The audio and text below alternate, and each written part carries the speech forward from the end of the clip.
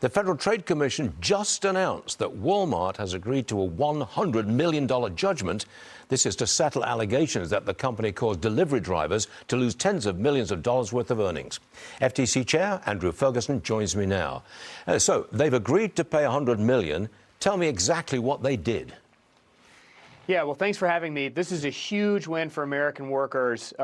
We had been investigating Walmart and its representations that it was making to its delivery drivers that millions of Americans use all over the country, and to consumers who are using the delivery services, about how much delivery drivers were going to be paid, whether the entirety of your tip was actually going to go to drivers, which is what Walmart was telling both drivers and consumers. And what we concluded in our investigation, and what we've alleged in the complaint that we filed in federal court today, was that Walmart was misrepresenting both how much drivers were going to get paid and where tips were going, both to drivers and to consumers, and that meant that drivers were denied millions and millions of dollars that they thought that they were going to get when they signed up to do these jobs for Walmart. And so what today's order and judgment does is it requires Walmart to pay $100 million back to the drivers who were denied full compensation that they had been promised. And it requires Walmart to redo its business practices to make sure that drivers get what they're promised, and that representations that Walmart is making both to drivers and to the consumers that use these delivery services are correct, accurate, and that Walmart will live up to its promises. Does this open up suits or action against other delivery companies? Well, the theory that we are applying here is a pretty straightforward theory that I think makes every sense to every American, which is if you're going to make representations to get consumers to buy something or to get workers to perform a task, you have to be honest. And this isn't limited to Walmart.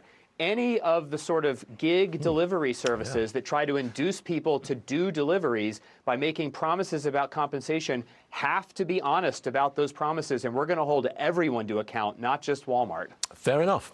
A New York Times op-ed claims that President Trump is, quote, turning the FTC and FCC against free expression. It cites the recent warning sent to Apple on potential bias in how Apple News curates articles. How do you respond to the Times claim?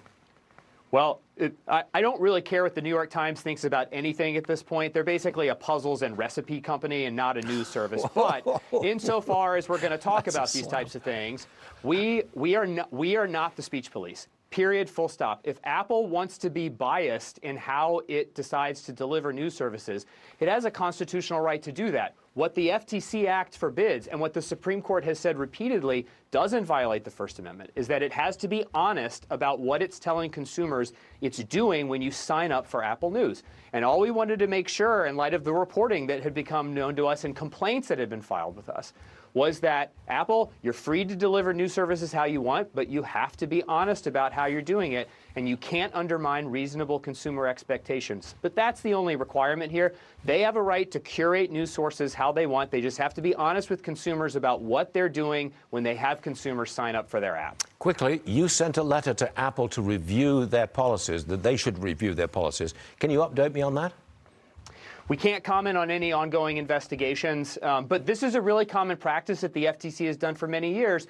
If we think that there's a potential problem based on complaints that we've gotten or reporting that we've read, we tell the company, hey, look, it is entirely possible that you have overlooked how Section 5 portends for a particular service that you're providing or product that you're creating. We just want you to be aware this is what Section 5 portends, and you should make sure that you're aligning with Section 5. But again, the FBI or the FTC is not the speech police.